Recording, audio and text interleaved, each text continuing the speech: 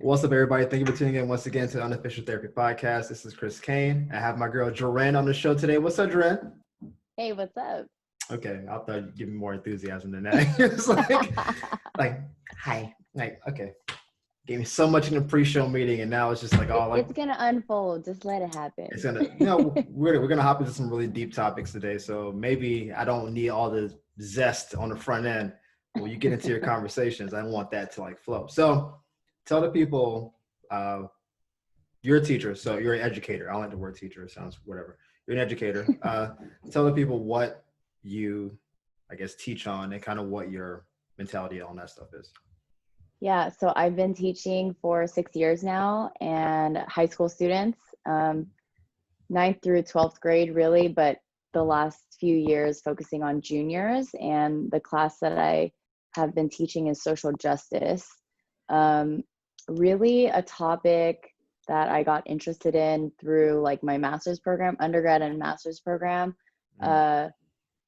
When talking about issues of like power, privilege, of sexism, racism, learning about political theory, and the list really goes on.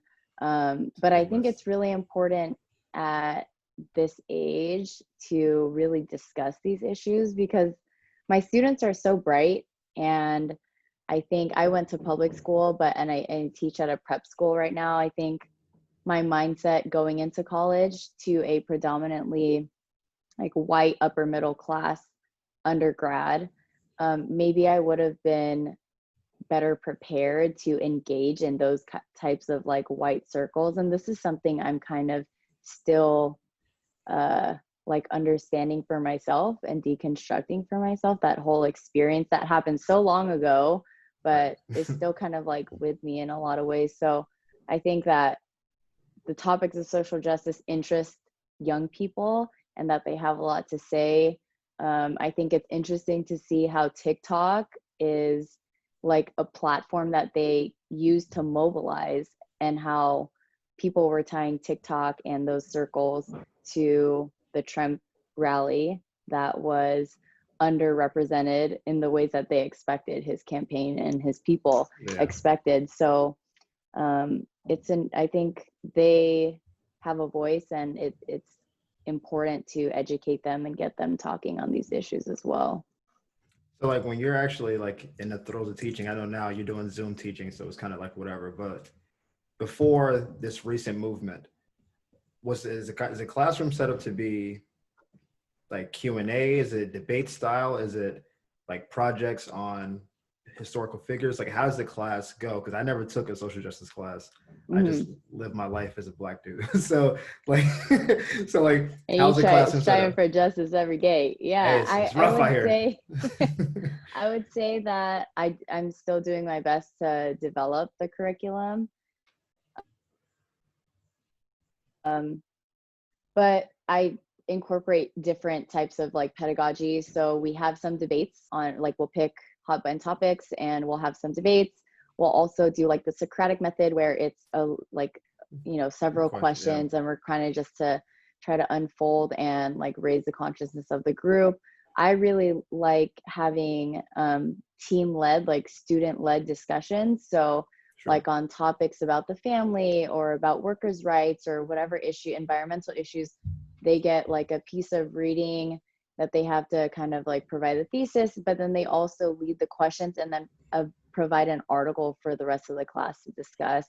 And I found that those classes have been really engaging, and the students are willing to like actually speak. And for me, I think that they're going to remember from the class, but I hope that they can like learn to use their voice. And especially for the young women in a classroom, I think it gets worse as you move to higher education, but for young women to learn to use their voice, even when they're disagreeing with others, is really important. Like I never really learned that skill until later. And I think professional women would say they still struggle with that now. So that's the goal, one of the goals. I was gonna say, so because social justice is such a wide-ranging topic, I know your job is to cultivate and to lead and guide. Do you have like, because you're a woman and you're highly educated and all that, is your not bias, but maybe for lack of a better term, towards getting women to like feel more empowered, to speak their mind more, to see you maybe as some level of a beacon, but something like to aspire to, or is it just general? We want them to just have discourse and kind of talk it out because they don't have other platforms or other curriculum that do that. Yeah, I would say it's a combination of both. And traditional education, not that I don't have the freedom to completely break away from that because of our school system, Sure. um, but doesn't always foster student voice and curiosity. And so I would say that I hope to be an example in some ways for them, but also for them to see and to value their identity and their ideas, to promote their voices. And that's not just women, it's also the young men too. Like I also coach basketball, and I've coached the freshman JV, but then now I'm on the one of the varsity assistant coaches. And so to get the boys to be able to respect me as a coach and like a mentor, and to be able to work in a healthy relationship with someone who is a woman, and not have any type of, you know, sexist preconceived ideas that Sure. develop really during this age. Right. So like, how has that experience been for you? I know like you're talking about like what your goal is to like cultivate them, but I've been in high school long, long, long time ago. And if I'm 17, I can dunk. I got a good 30 footer, and I see Coach B walking up.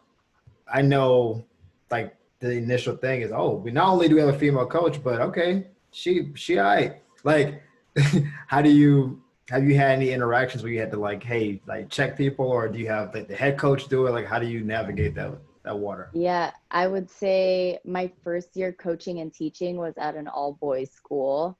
Mm, And that was certainly a challenge because I was teaching seniors, and I was younger even at that time. And I still could be, yeah, seen as you like could be really young. you're 14 basically. I just look young. So um, it was a challenge in a lot of ways. I have a pretty strong personality and I can be a hard ass. So I think you have to have boundaries. You have to be clear with your communication. Um, that's really important for boys, all teenagers, but like for boys especially. So there were a few times where like some of the players or some of the boys would just kind of push a little bit to Yeah. see, and you really have to, you gotta crack the whip some way and set the boundaries. But I feel like for my players, when they're dealing with whatever, something with their family, or when they're dealing with girl problems, friend problems, basketball problems, like they're not performing or they're not getting the playing time that they want, my classroom is an open space for them to like decompress, hang out, talk about whatever they want to talk about. And, I just listen to them. I think being one of the few faculty of color at school, um, not all my players are of color, we have a lot of white kids at the school too. But I think it can be a space for them that they find is more comfortable, for them at school, after school, whenever. So you touched on something that I wanted to segue into. So I appreciate you being a good interview. You talked about being a faculty member of color, and we're going to take that part. So that's going to be one question. How does it feel, and especially in this day and age, where not only are you a woman, but you're also a woman of color? Add that to the fact that it seems like, from my vantage point, that for some reason we don't lump Asian people in the category of people of color or minorities. It's white, Hispanic, black, and then it's like everybody else. So we Hmm. can start with the faculty member of color thing, and then you can talk about your experience as an Asian woman. Yeah, I would say um, undergrad, graduate school, and the school I the two schools that I've taught at, all predominantly like white upper middle class population. And I've learned to assimilate just like many Asian Americans have. And also, you know, I would prefer the acronym BIPOC. Okay. Can you break that down for people? I think it's more accurate. Um, yeah, I think it's breaking up a little bit. Can you hear me? Yeah. Yeah. So BIPOC would be Black, Indigenous, people of color. So Mm, to be able to identify and not just lump all people of color into one group, but to see that at least in this country, in the United States, Black communities and Black history is different from Native history yeah. and communities, and also people of color. And that even within that people of color, even Asian American history varies drastically. So I would say as a faculty member, I have been forced to assimilate in a lot of ways. Um, Honest. and and it's odd too, because you know, you have these experiences of tokenism, you have these experiences where your inputs are not heard or received well if it's presented in a certain way. Right. I'm sure other people can, you know, have the same experiences in other sectors of life. Sure. Language has to be different, and when you're talking to families and you're talking to, especially on the ideas of social justice, obviously in a classroom there needs to be space for multiple points of view and perspective. Like, I feel like that's part of the moving in process of education. But some parents want to censor what we talk about in class. They don't want their their son or daughter or them to become Right. indoctrinated, you can say, on certain topics that their family views do not necessarily align with. And that can be either progressive or conservative, either or. I've seen it, I think, from both political parties, we could say. So as a faculty member of color,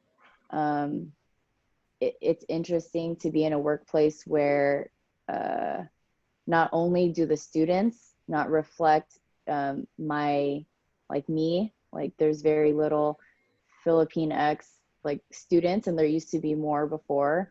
There's a few other Filipino faculty members, but for the most part, it's predominantly white, and it's a tough space to manage, I think, for everyone, aside from those who Well, don't why? see it.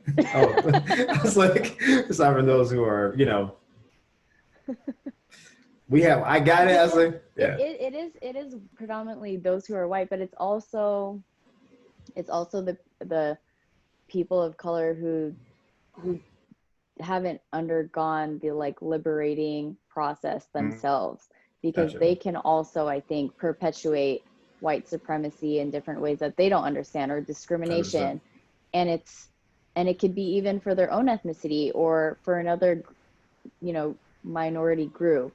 um, and so that's why I was like hesitant to name it, because I think a Yeah, lot of people fit under that. I think you're right. And I think this is not just teaching. I think this is in the workplace. We see it. I see it. This is the way that I see that playing itself out. Is it's used as those people who haven't been liberated, who haven't fully delved into themselves. There may be some level of just ignorance and maybe some level of self-hate. It's hard to know which one is which, but for the ones that are willing, they can be weaponized by the groups who don't want to see difference and change and color and prejudice, what have you. And they use those people as, let's say, a male version of you. Some male juju guy who's like, I don't know why we don't need an Asian Appreciation Month, yada, yada, yada. And then they can use that as they see, like, so the ones who are calling for that equality, that representation, they're the problem. Because we have people like Yeah. this guy who don't think we need it. Just like there's black people who say, well, we don't need quotas and any form of reparations. Like, 100%. Yeah. yeah, pull yourself up by your bootstraps. And then we put that person on TV and say, see, look at that person. Why don't you be Yeah. more like this person who said, I went to an Ivy League school. I didn't have any help from anybody. And then obviously that's whatever. But that's how I see that playing itself out. I don't work in a structured environment like you do. So I don't have to, I'm in the gym, I'm all over the place. But when I see it play itself out on TV, that's what I see is it's like it's a form of tokenism almost, where it's like we find the one or two that reinforce our belief and then we like go with it. Yeah, 100%. I would say that this summer, since, I'm teaching summer school, so I have a little bit of time away from the classroom during this time. I would say that I'm doing more reading on ethnic studies and trying to understand the history of Asian Americans. But you asked me about, like, why do a lot of people not associate Asians or Asian Americans as a part of people of color? And I think that it's a really complex answer. I'm certainly not an expert on it, but just like my own opinion, I would say that it has to do with the idea of like being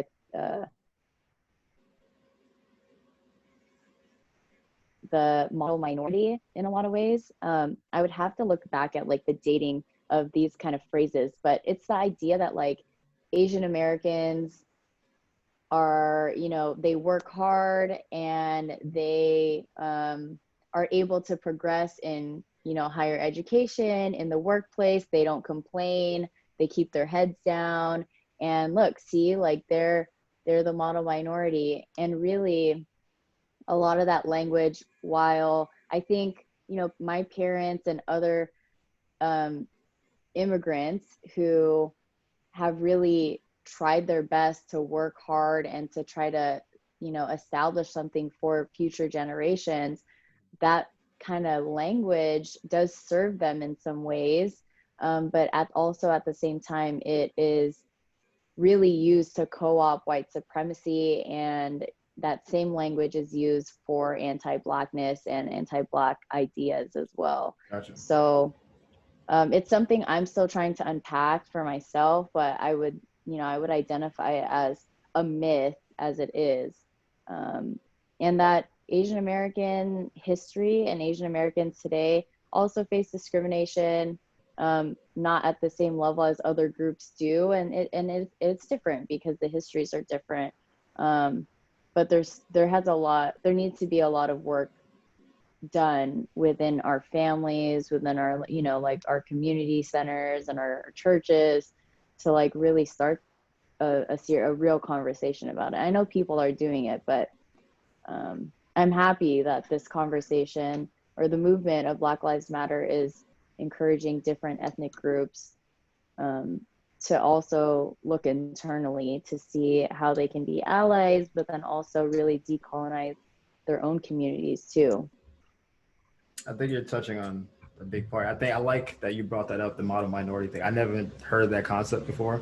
As you explained it, it immediately made sense as to how it could be used as a weapon. It's like, you guys said we've been oppressing you, but we oppressed the Japanese in the 40s and 50s, and now look at them, like they got over it. You guys, that was 400 years ago, let it go. And it's like, it's bigging the Asian community up, but it's also at the detriment of Hispanics and Blacks. And it's not the similar experience. And it's against perceptions and all that. Like it's, like you said, it's deep. It's a deep thing. And I like that you called it a myth too. Like it's not my culture. It is. I think that kind of language is just to promote a racial hierarchy, that people are at the top and other people move down from there. And the darker your skin is, the less human you are, the less valuable you are. And it's just all language and all of these ideas that it on the surface may not seem racist, but they are. Like that's all they are. It's like all lives matter is one of those things that on the surface seems like that as well.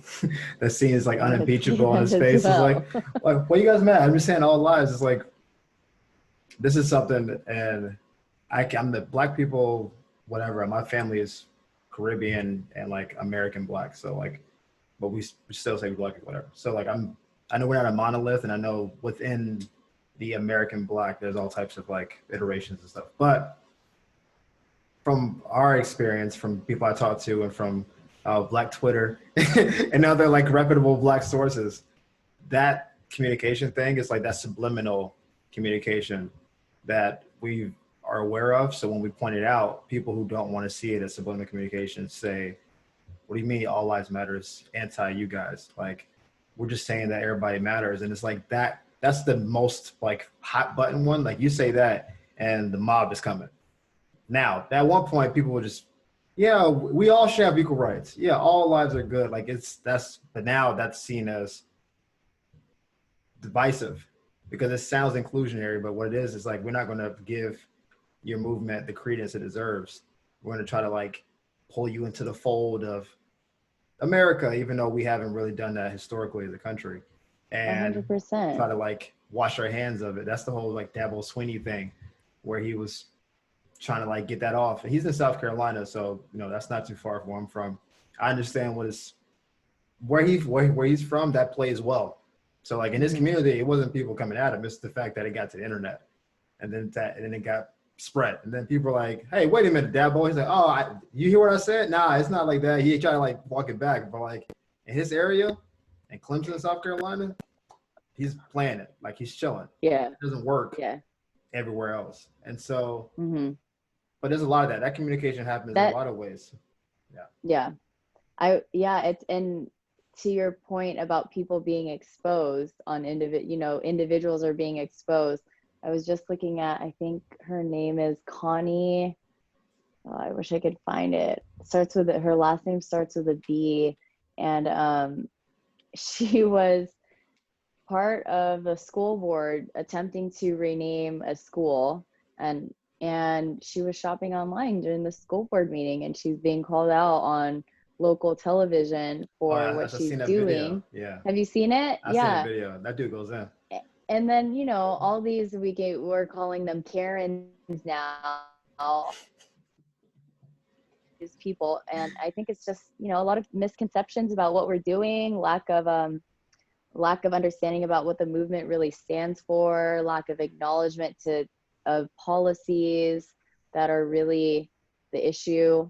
Aside from just like overt racist people, it's also the policies that make our society racist that we're unwilling to identify with. I really like Ibram Kendi and his books, his writing. I've like read him before, but I'm rereading and then reading some new content from him. He's just brilliant. I feel like his language is really clear, and it just helps people understand, like, to be racist is not, he goes on to talk about it and how to be anti-racist, but he says that it's a descriptive term, and people can be racist at any moment. You can also be anti-racist, and that's something that you continue to pursue on, in all of your language and all of your actions.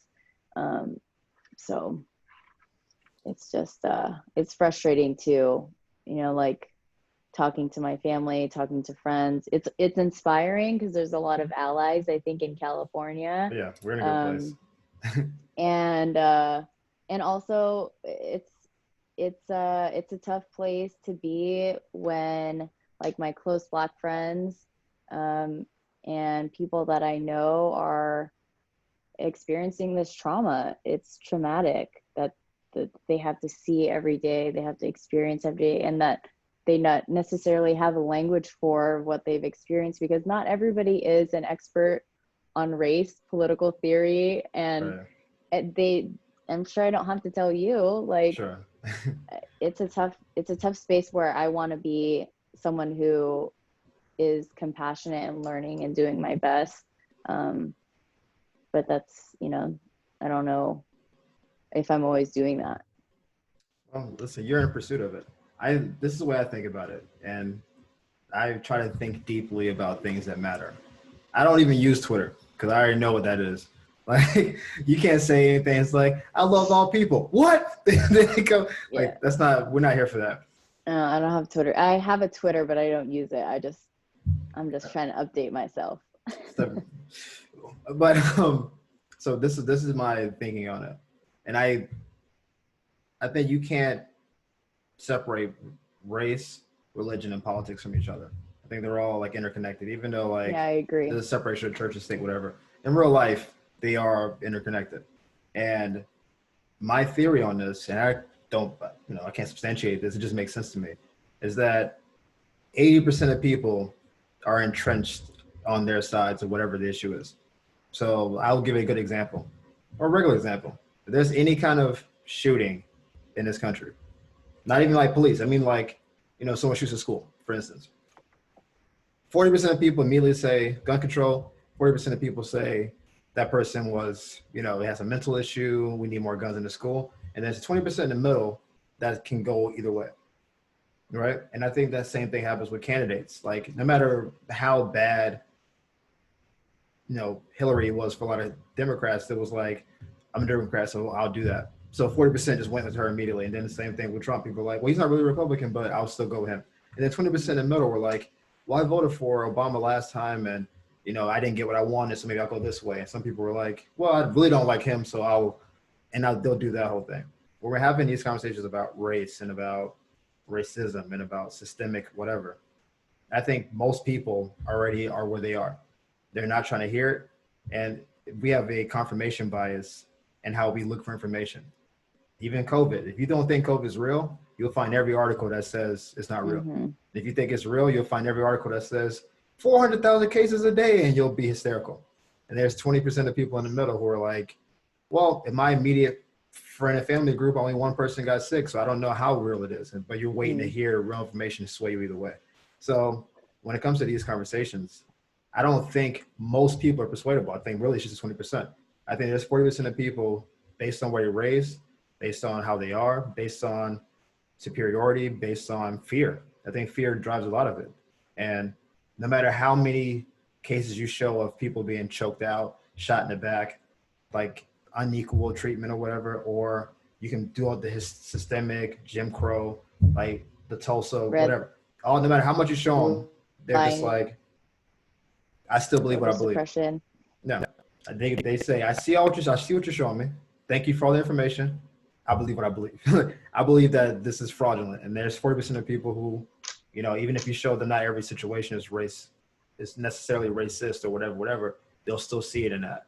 And so the conversation really is how do we sway the 20%? And if we can get 11% of that 20% in your favor, then you got the majority. And that's kind of how elections are won. And that's really how conversations are won. Like they didn't want to change the flag in Mississippi. And then they started messing with football, and then football leads to money. And then once football and money kind of got in play, then people were like, well, even if I don't believe this, I do like money. I like football. So then it's like, they just sway this way. And I think that's the conversation is that 20%. I think all of them are at 20%. And so people who are reaching out to you and me and people of my ilk who were like, I didn't know, oh my God, give me more information. They were in that 20% in the middle who didn't have an allegiance. They were just kind of living life, being blissful. And then they saw this and they hit something. And then hit something and they said, oh, I got to know what's going on. And now they're asking questions. And that's the people we're trying to sway. In that, so the people that are asking questions, let's say good-willed people who have been ignoring systemic oppression, who have been ignoring their microaggressions, they turn to you as a Black man.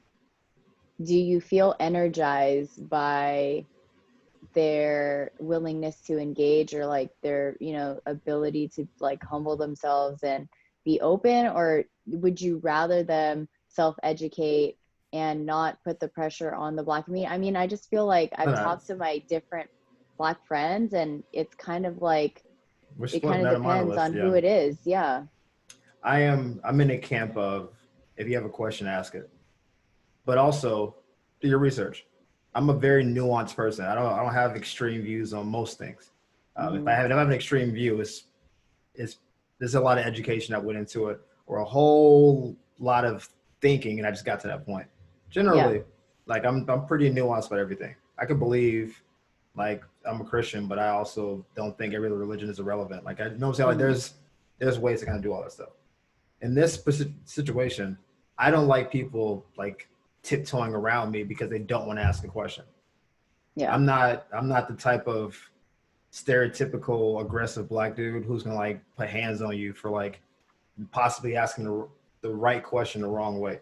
I'm not that dude. Like I think they believe I'm an educated dude. I'm good with my words. I'll listen to what you have to say and I'm meter with my responses. So ask me a question. If I don't know the answer, look it up. We have unlimited resources to look stuff up. So I'm on that side and ask the question. And most people questions people ask me are questions about my experience. So it's not something they can look up anyway. Because my experience is different from maybe a black dude from Santa Monica, just because of where I'm from. Like I tell people all the time, when the city I grew up in, it was pretty much either people are black or they're white. I remember the first time we had an Hispanic person in my school. I was like, "What's going on? Who is that? Like, what's your last name?" It had a little like I don't know. Hernandez, the Enye. Yeah, I was like, I don't know what was. I was like 7 or 8, and I was like, "What is this?" Like, it threw me off because it wasn't a thing. Uh-huh. It wasn't until I got to middle school that I finally started like seeing some crossover. And Right. so I know what it's like. There's a kind of a black part of town, there's kind of a white part of town, and there's a couple intermingling spots, but it was always like a unease, whatever. And we kind of just did what we did. I didn't come up in California where there's Jews next to, Lebanese next to, I didn't live that life. So I don't have those experiences. So I don't have those preconceptions, I guess. So ask the questions. My experience is my experience. It's anecdotal. I can tell you what my family's experiences are, and and experiences, and that's what I have to go on. I know what I believe. I know what I see, and that's kind of how I move. Also, do your research, people, because there's a lot of stuff out there. People are like, I didn't even know about. Some people don't even know like the Voting Rights Act and the Civil Rights Act, and that was just like during their parents' lifetime. Yeah. And this is not like, if you don't know about Juneteenth, which I guess whatever, we don't teach it in school really. So like maybe I can say I don't know that, but you should know about LBJ's administration. Like that's a pretty big deal. Yeah. Like that's something you should know. That's during MLK's time. So like that kind of stuff is like, how do you not know that unless you just really weren't trying to know? But Well, and it's just, I think the education can be done better, just like every other industry could always do better. And in a lot of ways, it needs to be reinvented, and there needs to be innovation also. So it's everyone needs to do better, I think. I would say it's interesting to hear your response and like some of my other friends' responses to that question about being like, asking BIPOC to tell white people or white culture or people of power what their experiences are and like how to fix it. Right. And we started the conversation as, like talking about my experience as a faculty member. Right. And this summer, when outraged by our Black families about a few things that our administration did wrong. And, I was part of a small group who wrote a faculty letter on behalf of our faculty and staff. And then there were other letters that were put out to express solidarity, to identify the unjust killings, and I even wrote a letter to my students. But I think it's also frustrating for people who put themselves out there, they're expressing these ideas, and then it's not always met with acceptance or, like it's like used for certain reasons that the administration wants to. But if donors are not happy, if wealthy families are not happy with some of the language or decisions, then then it has to be left out. Like the school doesn't want to be too political. And I wouldn't say that's just the high school I teach at. I think it's a problem that we're going to see with a lot of institutions, not just schools, but definitely a lot of institutions. Again, they're going to need to really grapple with the issues that they have. within their own institutions and their small groups. I think your answer leads me to like two, I don't know the diverging points, but I think they're different. One is money is always the most important in every situation. Like even with this COVID response, with schooling, with what you can wear at work, what you can promote on social media. Yeah. If it hinders the money, it's going to be snuffed out. I believe very strongly, just because it makes sense. A lot of groups got behind the movement because they knew they can make money from it, and so it's like when Nike defended Kaepernick initially and started selling his jersey. They sold out in a day. So they're like, oh, we stand with Cap. And I'm like, yeah, maybe. But also, there's a lot of money to be made here. Yeah. Because And what do you need to change within your leadership teams and right. your hiring processes that you're not looking at? It's all superficial. Right. So like when I know the money thing, and I'm sure you got the emails from all these companies over the 2 week span of, this is how we stand with Black people. These are our new practices. We've made a new initiative board. I'm like, this company's been around for 120 years. What do you mean you just now have a board of diverse people? Like, where was this before? Like this exact moment. And it was more like, you know, we're trying, guys. Like, I want you to know that we're trying, because if you didn't post something, then people naturally assume you were against it, right? So like now that loses money for you by not coming out for it. So people were saying, there's companies that waited 2 weeks to put a statement out. The statement was 3 sentences long. And like, it took you 2 weeks to come up with, we believe all people should be free, yada, yada, yada. Thank you for your time. I'm like, that's a Band-Aid. You're trying to placate the masses. So yeah, that's that part of it. The other part of it is the way power works, from what I've read and deduced, is that people never cede power unless it's the people of their own kin, their own bloodline, or what have you. Like, you can look through history. People aren't like, hey, I know I'm the king, but I'm cool on this. Here you go. It's like they'll give it to like their child, or it's like their brother, like in the King's Speech or whatever. But like, it's not something that people want to give away. And there's a thought that if you gain more power as someone who doesn't have the power, that comes at my expense. And so it's not always racial. It's not always sexist. It's not whatever. I think the real motivation for a lot of it is we like the power, and everybody likes the power. Any group that's been in power from all these dynasties, from the Ming Dynasty, you can go down the line. Like, people, when you're in power, you tend to want to acquire more. You want to expand your reach because you want to make sure your tribe, your thought pattern, what have you, is more dominant. And so these companies outside of the money thing don't have an incentive to want to be more woman inclusive, to be more BIPOC inclusive and whatever, because it comes at their expense at some level. And a very small example, but something I thought about a couple of days ago, was at one point, they didn't allow Black people to be quarterbacks in the NFL. Their reasoning back then was they don't have the intellect to comprehend the playbook. They have to be the leader of the team. Fine. You can look this up, people, but this is well documented. So Warren Moon, who's a Hall of Famer now, ended up playing in Canada, and then eventually they let him play for the Oilers, and he became a Hall of Famer. But he lost years he would have had in NFL because he just wouldn't let him play. But if you look at that the is NFL, at probably his prime. Yeah, really his prime. prime. He's younger. Exactly. But if you look at the NFL landscape now, and I was going through the names, there's like 12 NFL quarterbacks that are either Black or biracial. And of the MVP candidates last year, like Lamar 1, Patrick Mahomes was 2, Russell Wilson was 3, and like Deshaun Watson was 4, and that was 5. So like of the 5 MVP candidates last year, they were Black or mixed. And it's like, and I was looking at the landscape for next year's draft with Justin Fields and whatever. We're a year or two away from literally half the quarterbacks in the league being Black of color. And that's within like a 25-year span where it went from 0 to like half. And it's so long overdue. Yeah. But my point is, as I get now that I'm seeing this happen, I get it why you would, on some level, and not that I'm agreeing with it because it's dumb, I get why you would try to suppress it, because the idea is once you get someone who's that athletic and that leadership savvy and someone who wins that much at that position, every team, this is a monkey see, monkey do kind of league. right? Like people saw Lamar Jackson running, so then they drafted Jalen Hurts to be Philadelphia's backup, and he might be their starter at some point. And then Yeah. and more people want what they see. Like Russell Wilson can get out of trouble. He can throw a 50-yard dime.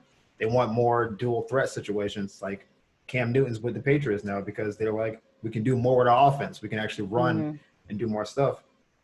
But what's going to happen at some point is going to be 20 black quarterbacks in the league and 10 white ones. And then at some point, maybe 25-5. And it may just get to a point where it's like basketball, where except for like maybe Dallas that has Luka, basically every team's best player in basketball is a black dude. And so but if you're a white person, that comes at your expense, even though if you're the owner, you're making all types of money. So you're like, hey, LeBron, that's $300 more million in my pocket. But those days of Larry Bird being the MVP, those days are done. Like Luka's the closest thing to that, and he won't win MVP as long as LeBron, KD, like James, and those guys are healthy. It will be a while. It will be a while. He's coming in he's still young though. He's 20. I'm a big Luka fan. I'm just saying, like he's pretty solid. I'm a big Luka fan. I think he's great. I'm saying he's got to be greater than the top 5 guys. That's his issue. It's not his. He's already an all-star at 19, 20 years old. The problem is he's compared to LeBron, Kawhi, KD, Steph, like Dame, and all those guys. And that's his problem. I would say too, your point about power is definitely, I would agree with that. I would also say that when space is made for other people, the culture changes too. And when the culture starts to shift and change, then people start to question, people start to change their practices. Like you even mentioned talking about maybe the quarterback game changing and evolving from what it is. And so that's what happens when there's new space for different people from different cultures, different experiences with their talents. And that's threatening as well. It's a deep conversation because it's almost like the investment philosophy where in the short term, you're not going to see the results of it. The long term, you get all the rewards from it, right? So in the moment, changing culture takes time to develop it doesn't just happen instantaneously. You can put the best, like Greg Popovich is a great coach, but he will have to go to a team for probably a year or two to get the culture he wants to get. He has to get some players out, draft some guys he wants in. They have to see him win, then buy into it. Yeah. Like Eric Spoelstra is a good example, right? Down in Miami. Like Eric Spoelstra is a Pat Riley disciple. Pat Riley earned his stripes in the 80s. But Spoelstra was just like his guy. So no one knew who he was. Like he didn't have LeBron and Wade's respect at first. And then they lost the first finals. Then they got and won the second finals. Then by the third year, it was like, oh, Spoelstra's a good coach. Now it's 10 years removed from that. And he's seen as one of the better coaches. Yeah. Because he has his credibility is where it is now. With culture and these companies and businesses, like the idea of having more women and other people of color in the room is that in the short term it's friction because it's like these old, probably white ideas juxtaposed with these newer, more, liberal type ideas. Yeah, diverse ideas. And it's like those are doing this. It's like, well, we've always done it this way. And it's like, well, maybe it's time to do it this way. And no one wants to change the status quo if the status quo benefits them. So like the idea of, all right, let's try this new thing, even though it's always been working pretty well for me up to this point. Like, why would I change it? But over time, it's going to lead to better results. It's better ideas. It's better leadership, better vision, more inclusivity, a happier work environment. And that has long-term effects. But in the short term, if you're the CEO in the moment, you want your ideas to be passed down the line. You don't want other people being like, hey, have you tried this? I'm the CEO. We're making money. I'm good where I am. And so that's the friction. But long term, you end up having better run companies, happier people, a better product because you don't do what Snapchat did where they posted a Juneteenth filter where you had chains on your wrists and they were like, because there's nobody in the room. I didn't see that. You I don't have find Snapchat. I deleted it, but wow, that's awful. Well, the thing was you had chains on your wrist and if you smiled, the chains would break. That was their thing. And they claimed that was a prototype that got leaked and it wasn't really a thing, yada, yada. The fact that was even being considered tells you who's in the room. Yeah, 100%. That takes one person of color to be like, hey, wait a minute. No. I don't think so. Let's not do that. Hey, let's throw that one out. hey, color me crazy. How about no? Why don't we do anything other than that? How about anything else? Why don't we just have a filter that says Happy Juneteenth and we just post it, and people can Yeah, put that behind their that's like. it. That's all we That's it. need. We don't have to be. Let's be patriotic in that manner. Yeah, but that's the thing, because you know who was in the room, because that got out. That was even being considered and being vetted. Because And to that point, it's a lot of pressure for those who are already in the room, who are from a different background, different ethnicity. They're part of POC, whatever. It's a lot of weight on them to try to not just be the voice, but also all of these corrections that they have to make for white culture, for appropriation, for all of these things, and it's not always met, like I said earlier, with like open arms or with respect. No, because you're flying in the face. It's almost like trying to change a tradition. That's really the best way to describe it. Because traditions are just habits. If you really want to like break a tradition down, it's just like, we've always done this. It's just a habit. Like when we win a football game, we go downtown and throw toilet paper on trees and stuff. Like that's just a habit. You can easily not do that. Like it doesn't change the win. The win is the game. The game is the win. What you do after that is what's up to you. Like, oh, after we do this, we always like, so tradition is just habit. And you can break a habit in 3 weeks, right? There's many books on it. People put this into work, into practice. It's not hard to break a habit, like tangibly. Like you understand the steps to break a habit. People don't want to.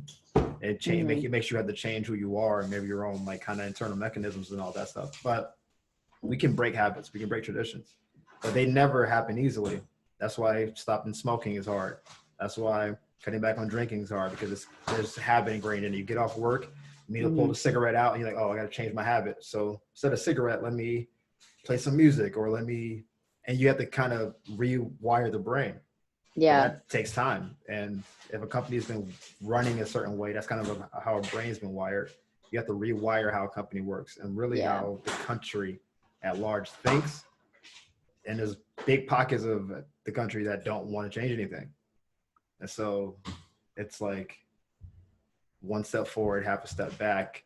And we try to, so we're progressing, but we're doing it at a snail's pace because not everybody's pushing forward.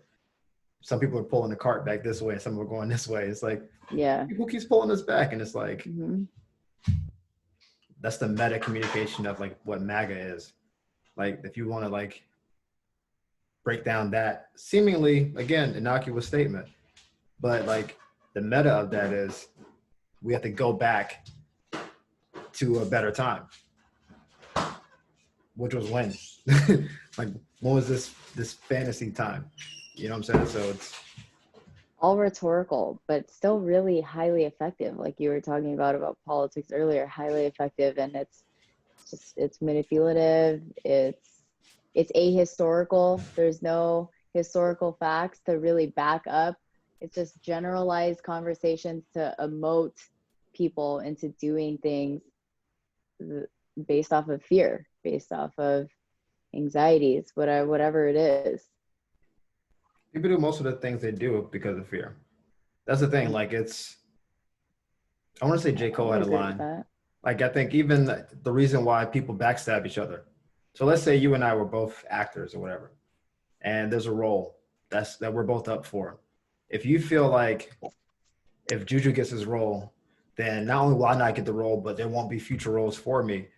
I might be willing to stab you in the back to get the role, because that might be a springboard to future roles, and I might become rich and famous. Even if I'm fond of you, and it's like, I don't want to like tear her down, but I don't want her to get up and then I'm stuck at the bottom. But if you saw it as, listen, we're both talented, she might get this role, I'll get the next one.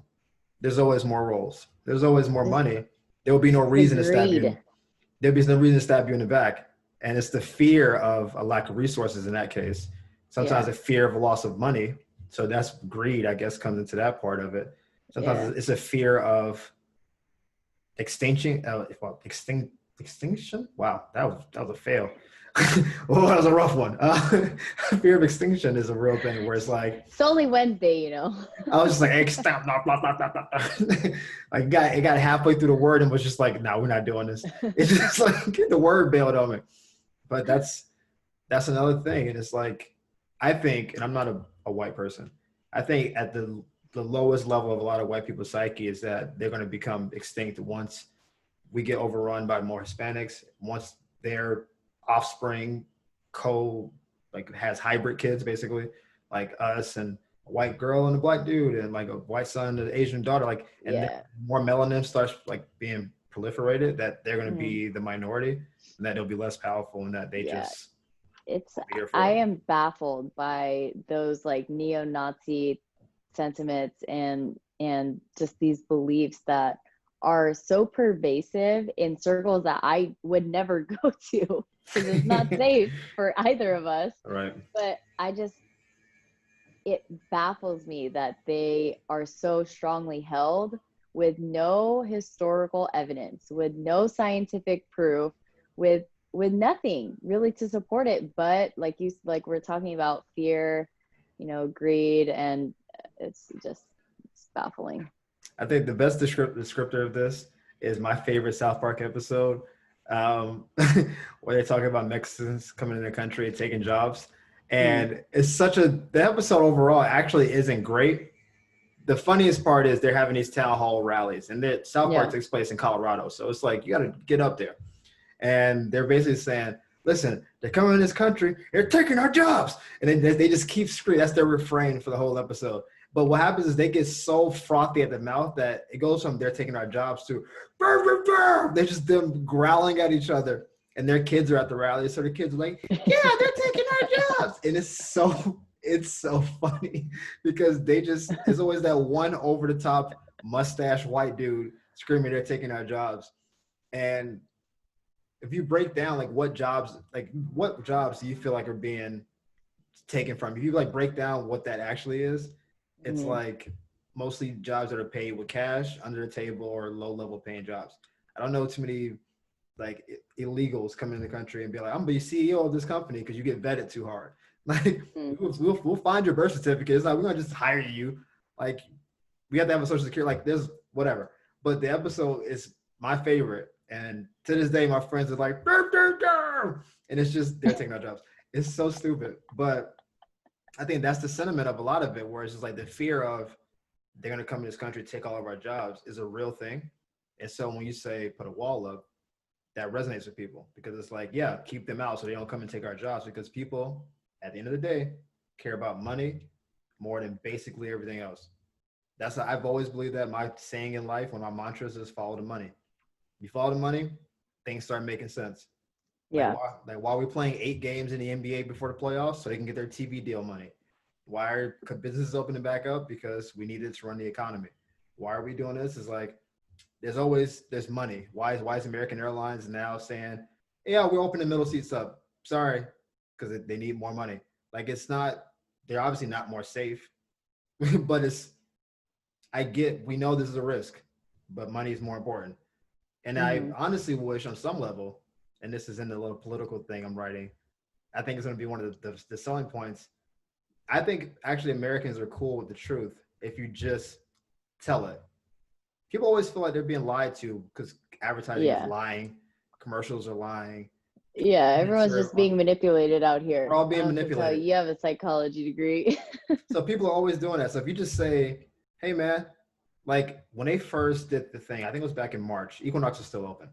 And the Surgeon General came on TV and said, wearing a mask will wearing a mask actually increases your risk because of blah blah blah blah blah. I heard it and immediately my BS meter was like flaring. I was like, wait, how's it worse? And then I said to one of the members, I bet you they're running out of masks because people are hysterical and they're buying them up. They're buying them in bulk. And so now hospitals can't afford them. Or Mm, hospitals, so there's none for the hospitals who need them the most. And so they're getting on TV saying, hey, don't buy masks, you don't need them. So they can just replenish their stock.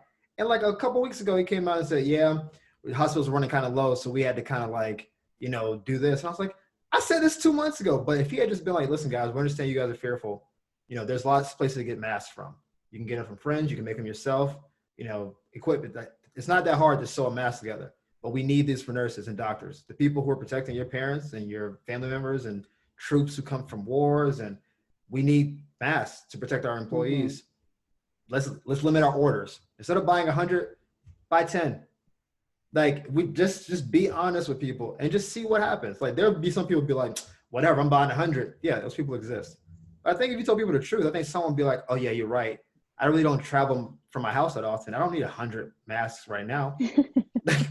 I go from here to maybe the grocery store and back home. Why do I have a closet full of masks and paper towels? Overspending on groceries. Right. Yeah. But they, No, instead of being honest, they put a fraudulent report about, oh, you're going to get more sick. And now basically they're making the whole country wear masks. I'm like, but you said 2 months ago that we shouldn't be, but you just wanted to get an objective achieved, which I actually agree with the objective. Let's keep our hospitals safer first. Just say that. Just say it. And you'll get backlash like, so you're valuing people in the hospital over my life? Yeah, they're more at risk. I'm sorry. They're on ventilators. Our nursing staffs are working 12-hour shifts. You are unemployed. You're at home. I think on some level, yeah, they deserve priority. Yeah. Just say it. And I think you'll be surprised, just like when people do GoFundMe's and like when there's like relief for like Red Cross, people give a surprising amount of money for people who don't have money. Yeah. Like, yeah. People will get behind the They cause. they're the ones giving the money too. They'll get, if you say, not the millionaires. No, if you put a cause and said, hey guys, if they had a global drive or a nationwide drive that said, hey guys, we need people who are making masks. It's like side businesses and people doing it for their families. We need approximately, 5,000 masks a month to like give to our nursing staff and our doctors and people working in hospitals. We can give you some kind of tax credit for it based on how many you give us. And then once we get them, like we'll actually like sanitize them and all that. So even if you made them and you had it, we can like spray them down or whatever. And, we just, let's band together as a country and make masks and try to provide for our people. I think they would get more than they think they will get. A lot of people have sewing kits. It's not hard to get material. Go to Joanne or Michael's and they can just be basic black, blue, white mask. You can, some people put their own initials and stuff in it, whatever. Yeah. If you just said, as a nation, let's band together. Like, if you guys are going to buy hundreds of masks at a time, cool. But let's at least make it so that the people who need them the most have them. I think you'll be surprised how many people are just making them. They'll make 10, 15 a day. By the end of the month, it's like, hey, I'm sending my 50 to my local hospital. Here's my 25 to this place. And they do that. They'll be more than overstaffed. They'll be more than fine. A few companies that did do that here in California. But why are we doing this on a nation? Instead of Surgeon General saying don't wear masks, why don't we make masks to replace the lack of supply we have? Yeah.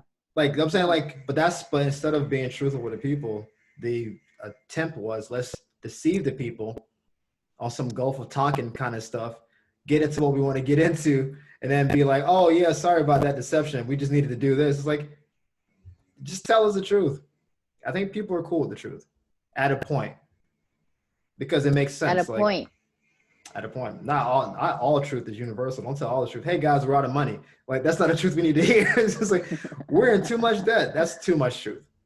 But the truth about like, hey man, like, I think the mask thing is the easiest example because it was an obvious lie that made a lot of people say, well, because now people use that Surgeon General report to now currently not want to wear masks. So that lie is now leading to rebellion. Because people are like, well, I don't need to wear a mask. You told me 2 months ago that it made me more sick. And it's just wild. There's so many more cases now. Sure. And people are refusing. They feel like it's against their rights, their individual rights to be forced to wear a mask. Sure it is. I just don't agree.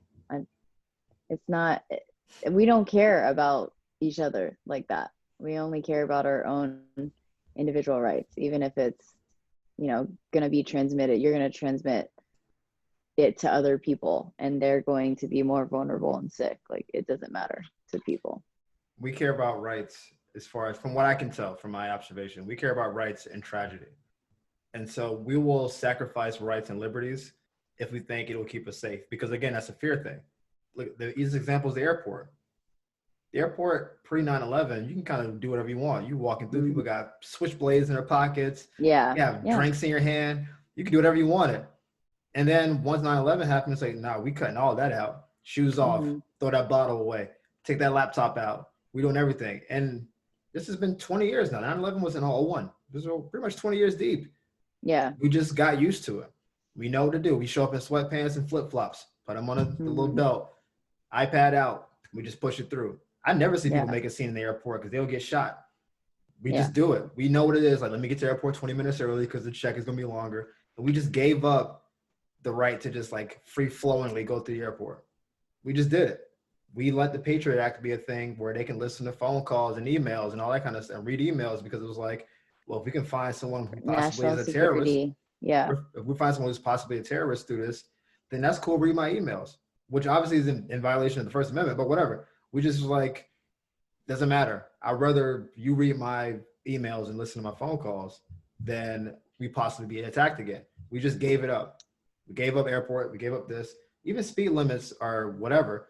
Like people, a lot of people don't follow them, but it's like, you know what? I'll keep it around 75. I'll go 80, whatever. Yeah. We just kind of, we will follow new rules if rules are put in place that we feel like will keep us safe. In this case, people feel like this is a political movement more than they feel like this is a health thing. And that's why I think people are like in so opposition to it. It's And so so strange how it has become a bipartisan issue. Like, how does a disease, a pandemic, become a bipartisan issue instead of uniting the country? It's become divisive again. we're in an election year. I said this on a pod probably 2 or 3 episodes ago, where maybe I just said this in real life, that I think we're gonna find out because like I said, these conversations kind of bleed into each other. I don't know, the election is what, like the 7th or 8th of November. I think we're gonna find out on like the 9th or 10th the truth of all the numbers and all that stuff. Once the election is over, and we know who the winners are, whatever. We're gonna get the real unvarnished truth from like newspapers, from editorials, from people who's done deep dive investigation. Because right now we have two different information sources, and it's obvious both sides are inflating on both sides. Like, we want to make it the worst thing ever to discredit the president. We want to make it seem like it's not bad to embolden the president and make it seem like they're against us. They're obviously both doing that. And anybody who's watching it can just look at the numbers. It's like you see charts doing all types of like fancy stuff, and people are opening up, but it's like how you open up, whatever. I think once the election is done, no matter which way it goes, the truth is gonna come out. And once the truth comes out, then we'll move forward. But we won't get any truth between now and the election. Will That's we a, have a vaccine by then? And how many people will use it? there will be something that people That's are what I'm waiting taking. for. There will be something that people are taking, but vaccines take usually a year to 18 months to like be fully functional. So to have a Yeah. vaccine within like 8 months is scientifically dangerous because we don't know long-term effects and all that Yeah. stuff. But because people are so fearful, we'll go back to the fear thing. People are so scared, they'll take whatever they say this will cure it, just so they feel more at ease about it. And we don't know what the long-term effects of that are going to be. And so I think there'll be some kind of treatment before the election. Whether it's real or not, who knows? I know they're putting unreasonable amounts of money into it. Because I watch the stock market, every pharmaceutical company, Everyone. I'm on it. Every pharmaceutical company from Johnson & Johnson down the line, people you never heard of who are selling their stock for $1 a share are getting millions of dollars put into them because the people who are putting the millions up front say, give me some of that back end. Because the back end is multi-trillions of dollars that we got to sell this to the world. Yeah. So I'll give you 10 million, but I may Yeah. make 150 million on the backside of this. So people are fine Yeah. with all this. So there will be something on the market, but we don't know if that's even legitimate. We just don't know what the truth is. And neither side has an incentive to tell us the actual truth because both sides want power. And so because power and money are like this, you follow the money, you follow the power, that's where the conversation is. It's in Nancy Pelosi's best interest to say the worst thing ever. And it's in Trump and Pence's best thing to be like, we're still doing rallies. We're still traveling the country. I'm not sick, so we must not be a thing. They're both doing what they're supposed to do. They're both the hero and villain of their own story. So I don't have an opinion either way. I think the truth is somewhere in the middle. but we won't know the truth until the election's over, because the election is really the divisive factor for every decision for the rest of the year. That's how I see it. Yeah. Well, we're going to have to wait and see. Yeah, If we people are. vote, if people come out to vote. Well, but that's another conversation too. Like how many Yeah. people can, because voting lines get long. How many people can be in one area to vote?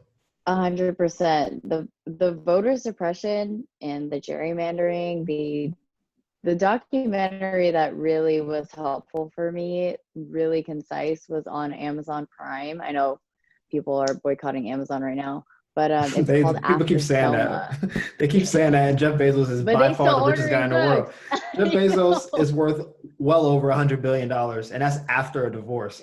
And They're people still keep going to telling me, Whole Foods. the people keep telling me, I'm boycotting. I'm like, you're not, because he gets richer. Amazon made up, they went up like 20% during the quarantine. Stop it. I know. They're doing just fine. But yeah, we'll see what happens. I mean, I'm looking forward to. I like seeing it from the outside. That's the thing. Like, if you're entrenched in it, then maybe it sucks because you feel like you're punching and getting punched in the face, whatever. I'm watching this. I'm trying to be objective about what this is on the outside. The stock market always bounces back. That's the nature of the market. I'm not worried about the market long term. Even if it crashes for a short time, it bounces back. That's just what the market does. That's going to be fine. Yeah. And companies that go out of business, probably some of them have fraudulent books in the first place, and they really weren't making a lot of money. And so it's true. Like, let's just be honest. Like, Cheesecake Factory was trying to shut down. They tried to stop paying rent 2 weeks into their company. I'm like, how you stop paying rent 2 weeks into the quarantine? You're Cheesecake Factory. You can't do that.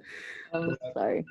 You go. So the businesses, again, it's always money. Businesses are threatening to shut down to then get bailouts so they can use their money to then buy back their own stock and then pay out dividends to their shareholders on the guise of we're about to shut down. And so they can use that money and flip it and do what they want to do with it, because they're still paying out bonuses. So it's like, it's always money stuff. But we're going to wrap up here because we got into a nice little spirited conversation. I feel like I appreciate it. Juju, this is fun. I always want to, I feel like there's so much more we could have got into, but we kind of got into the political bag at the end. And this really isn't a political pod at all. We almost never talk about politics. It's just the way, it's the way the convo went. But just like I said, I try to be nuanced. I want to be nuanced in even how we approach it, because I don't want this to be where, or at least I'm all bashing this side, all bigging up this side, because I honestly think I actually believe politics is on a spectrum. I don't think it's like enemies. I think they're actually a lot closer. I think the middle is like the person who can be swayed either way. And I think the parties are here. I think what gets the news is this part of it. The parts on the outside, the people who are rioting, it's like during a protest, the people who are rioting get the news. The people who are peacefully protesting don't. Just like the people who were like, every baby is sacred, don't kill any baby. If you have an abortion, who's waiting outside your door with a sign, you're going to hell. And then people in the middle who are like, if you're 16 and got raped and got an abortion, I get it. You know what I'm saying? Like, I think that's where, like, if you're doing a standard deviation, right? It's like 67% of people. I think that's where most people are. That's where politics are. I think that's where it lives. But that's not money. There's no money in peaceful protests. There's no money in like a Republican saying, you know what, guys, like, maybe there's some real racial strife in the country. Let's talk about the issues. What makes money there is money in policies, though. There's money in policies, but again, I'll talk about the news money. The news makes money from sensationalism. That's where their money comes from. So it's got to be, they beat up this woman at Target and looted thousands of dollars. That's what makes money. And then this side is, watch out, Black Lives Matter wants to take your houses and give it to people as reparations. That's where the news is. That's where the money is. The truth is in the middle, which is legislation like the Eric Garner Act. Like, we're not going to have police choking people out anymore. That happened like 2 weeks ago. That story just kind of like, that didn't get any kind of traction, even though like that's real policy, because there's no money in that. It's not sensational. It's just a step in the right direction. People want the opposite. They want the police chief standing outside. I'm proud to be a cop. Y'all are oppressing us as police officers. And people are like, what? Like, that's what the news is. It's not the police officers who are saying, yeah, man, like there's a blue code and I've worked with people who I know aren't the best cops, but you know, we haven't had the right to talk about it. That's where I think most people are. That's just not what we get to Mm. talk about. And so I think politics are the same way. I really don't think there's a giant difference between like President Bush and Obama for the most part. I think they're more or less in the same, they're the same dude. I think they both think they're doing the right thing. They're just trying to like appease it on both sides. I don't think either one's extreme. But then you do get the extreme versions of it where people think Bernie is extreme on one side, and then like I guess Trump will be gets extreme on this side. And that's where the press is. So that's why I don't believe in this. I'm going to completely bash one side, completely exonerate one side, because I think they're actually fairly aligned, except like on the margins where it's like how money is appropriated and that kind of stuff, where that's where it gets a little dicey.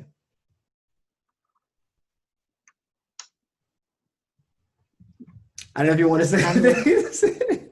No, I'm listening. It just broke up at the end, but I heard you. I think your point is about it not being so clear cut is important. And I Yeah. think the fact that it's so bipartisan, that there's such a strong divide in the country on every topic, even the pandemic, is definitely problematic. I think it's going to be something we're going to have to keep working through, figure out as a country, as small groups for several years. Where do you think this is going to end? Because now I think this is actually one question I wanted to end the podcast with anyway. Mm-hmm. So see, you pulling me back in. What do you think? You think this movement now is a blip, or do you think this is, I guess, the beginning of the quote unquote revolution going forward? I think that there is potential for systemic change to happen. I think that it will take a lot of work and it will still take a lot of time. There's so many layers to this because of our nation's history, because of how complex our diversity really is in this country. We really have to work within institutions themselves. Like, you know, like I was talking about my school, we have to work to decolonize and and really transform our practices so that they are in solidarity with all people and that it is really truly equal. But that's one school and that takes a lot of work. And we have to talk about all these other schools, all these other institutions, these corporations, these states, and it's going to take a lot of work. I really am hopeful. I think that's the only place we can be is hopeful.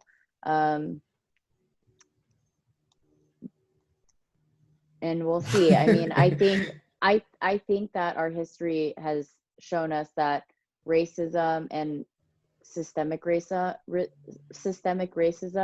will find another reiteration. Sure. I'm hoping that that's not the case, but you know, we've seen our history, and I think people have been publishing it a lot. So I hope that's not the case, but we'll see. I think it's just going to take a lot of work. I think you're right. I actually have faith in the younger generation. I think this sounds bad, maybe on its face. I think some of the older generation has to like die off, and that can be metaphorical or like actually like for real. Or maybe just lose power or don't have such a centralized voice in conversations. Like there's other ways to die off. Yeah, that's what I'm saying. Die off meaning like even like in leadership. That may be like that's the 100%. Most practical way, but maybe like literally just not be here. Because I think the younger generation, if you're 16 years old now, you grew up in Instagram, Twitter, I guess now TikTok or whatever.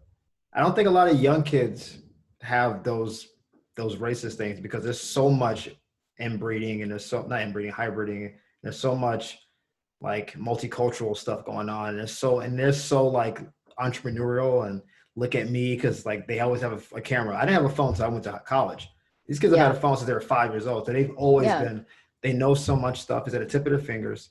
I think this young generation, let's say if you're 16, by the time they're 30, I think they're going to start reshaping things the way they want it. I think we're probably not far from having the socialist as the president for that reason, because 30-year-olds, because 14, 15-year-olds have been given everything because they don't have a job. They don't know what it's like to like earn anything because they're in high school. They're children. And they're like, this is great. I like having stuff. And they're going to like, I think free college is a thing they're going to be pushing for. And Yeah. then they're going to push all that stuff through. Yeah, we missed that boat. You missed it. It's fine. Whatever. But I think they're going to push all that stuff through. I think they're going to push free love and LGBTQ, all like it's going to just, all that's going to be at the forefront because that's what their life is. And because they go hard, man. They go harder than our generation. These kids are 15-year-olds out here protesting for 8 to 10 hours. They're postmating foods to themselves during the protest. That's the most gangster thing I ever heard in my life. They're all out there. They're all out there. They're out there with their little Gatorade bottles and Postmates. Is that my Chipotle? Down with oppression. Like these guys are gangsters. They're doing it the right way. And I think once they get a seat at the table, I think they're going to take over the table. And I think they will put stuff through. I don't think it's the 70, 75-year-old like reformed people who are going to start making the moves. I think those people will be voted out or just kind of 86th. And it's going to be a bunch of like 30 to the 40-year-old CEO type people who are like, hey guys, like I'm half Filipino, half Mexican.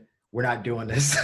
Look, we're gonna fill this room out with some color, all right? And we're gonna make some moves, and they're gonna start doing stuff, and they're gonna push their agendas through. And I think so. Like you said, sometime I think we're 15, 20 years away from a drastically different society. There will be pockets of people who still harbor resentment and that kind of stuff, but they just will be drowned out. They won't have the platform maybe for Twitter or YouTube, like censorship purposes, or they'll just be such in a minority that people just aren't hearing them. But that whole, white power or, like all that's like, I think that's out of here. So that's my opinion on that. So optimistic like you are. Yeah. But I think more practically the young kids are going to push it through. Be. Somebody got to be. We gotta be. But thank you guys for tuning into Unofficial Therapy Podcast. Jurenne, you were awesome today. I think it's been dope. Thank you for having me. You dropped a lot of wisdoms and gave us a nice perspective that we haven't had on the pod in a while. So I appreciate. Thank you. When you brought it. As always, you can catch us on YouTube, on the Unofficial Therapy Podcast channel, Spotify, and Apple Podcasts. We're all over now. Follow, like, repost, all that good stuff. Thanks for the support. See you guys next time. Bye. Bye.